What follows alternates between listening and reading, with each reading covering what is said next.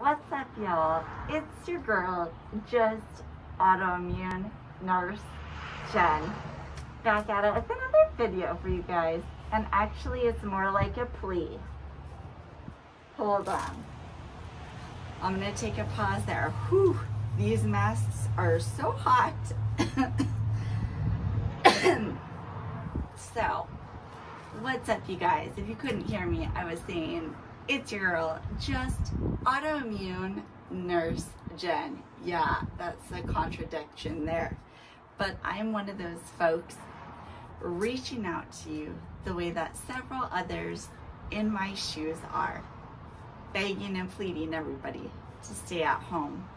So, as a nurse working in Washington State in a tiny community hospital, I have to be extra careful. We don't have the resources to call in extra nurses to cover me, and I'm doing the very best I can to stay healthy by washing my hands as much as I can, not going into work if I don't have to. But I also have the joys of wearing a respirator, looking like and sounding like Darth Vader, or wearing my N99 mask. Yep, it's a little grade higher from the N95 mask. Looks very scary. But then there are the N95 masks, which are the circular masks that look like a painter's mask, and they do have a little valve on them also. But not everybody's that lucky right now in this day and age to have access to these types of masks. And actually, I have a special thing related to my immune conditions that allow me to wear my own purchased masks. But most people are stuck wearing just a normal surgical mask. Yes, it's effective when you're in the OR from protecting hospital employees from breathing their germs and germs out of their nostrils, breathing those germs into sterile field areas during surgery. Those masks right now are better than nothing when it comes to the COVID-19 crisis, but it's not essential. It's not the best #1 thing to have on hand. We really need the N95 or N99 masks available. People right now are reusing surgical masks. They're reusing their N95 masks when they are lucky enough to get their hands on them. We're lucky in my hospital, we have a number of these special things called cappers. Big alien head helmet with a clear plastic face covering that seals directly under your face and plugs into a battery supply to give you the negative pressure air supply. But unfortunately, being that we live in America, we are the ones that have, unfortunately, extraordinarily high statistics right now. We have the most cases of COVID-19 to date. We have the most mortality deaths to date. We also have the most people who are vectors walking around asymptomatic, which basically means they're a vector. Like a mosquito carries around different types of viruses, they are people who are healthy, who've been exposed to COVID-19, but they show no symptoms. That's what asymptomatic means. Show no symptoms of a fever, cough, shortness of breath, nausea, vomiting, or diarrhea, which nausea, vomiting, diarrhea is one of the other symptoms that some people have been experiencing along with the shortness of breath, the fever, and the cough. That's frightening, so frightening, because people are very ignorant, and I'm saying that the best way possible. They're ignorant. They think it's not going to affect me. I've not been around anybody who's tested positive. I didn't go to China or now other countries. It's not just that. People you know that could be healthy may be carrying this virus. Viruses cannot be cured. They can't. America fell way behind the chance to get on top of this virus. We knew immediately when the gentleman came home from Wuhan, China to Washington State, just a couple hours north of where I live, and immediately started having a fever, cough, chills. He knew he had been in the area that was positive. He did the right thing by all accounts. Bravo to him.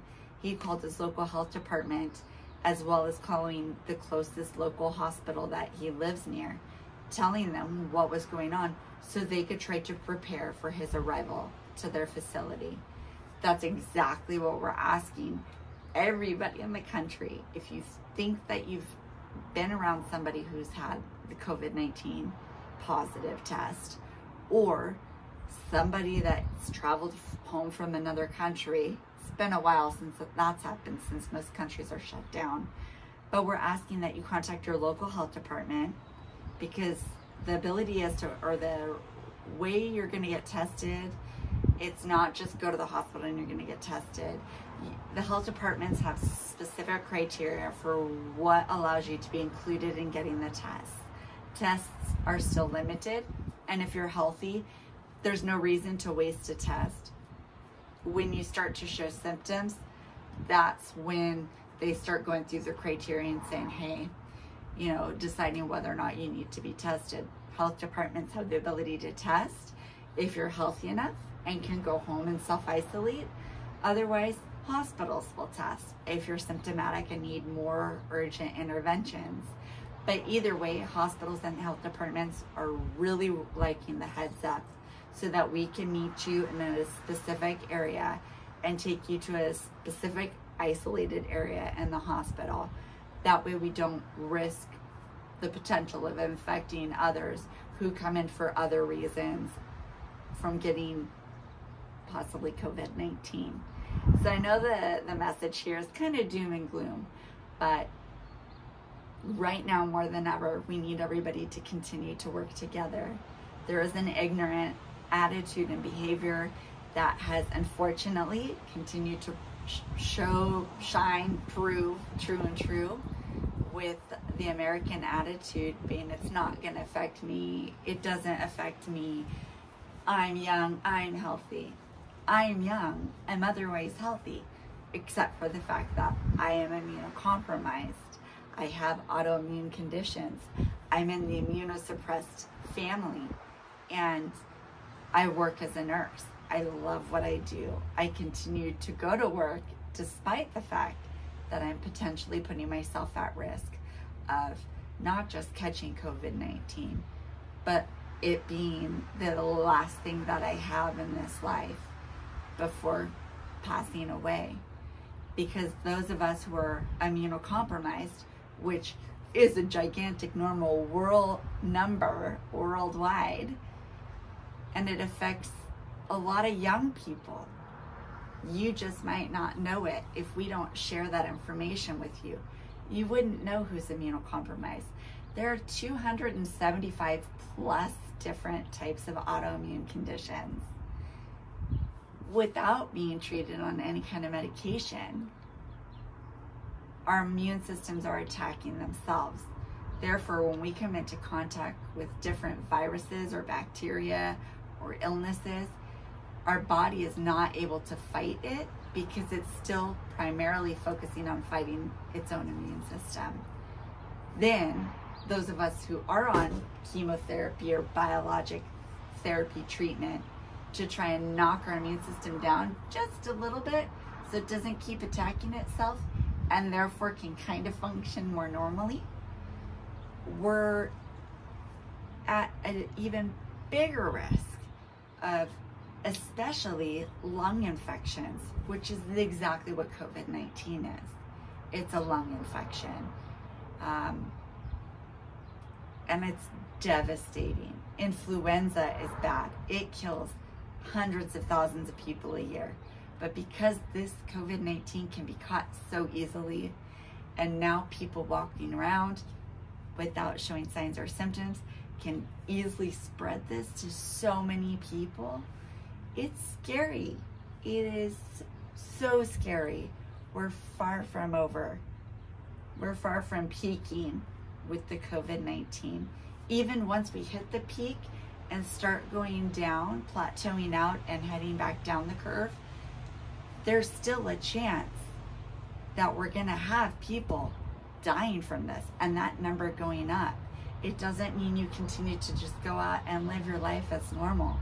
Right now, COVID-19 can live on metal surfaces, metal surfaces, brass surfaces for up to 5 days, 3 to 5 days. That's a long period of time. Think of all the things you have that are metal or that you touch that are metal. Plastic, 1 to 3 days. It's insane. We're so used to it in the healthcare field. It just living on a surface for a couple hours at most. Granted, we wipe surfaces down, but it's scary. Needless to say, it is so scary. We all need to do our part. Stay inside. We're lucky. We've got electronics, we have telephones and video conferencing that we can keep in touch with one another.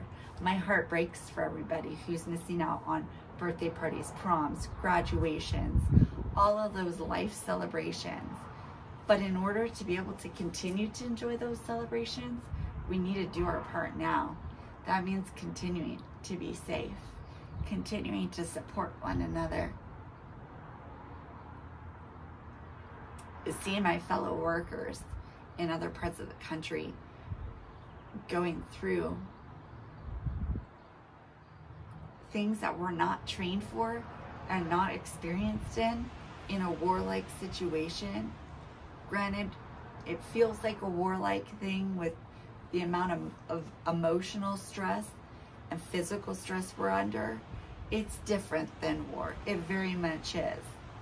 I feel like our veterans and our Army personnel, or our service men and women, have a whole different level of wartime experience it's uncomparable.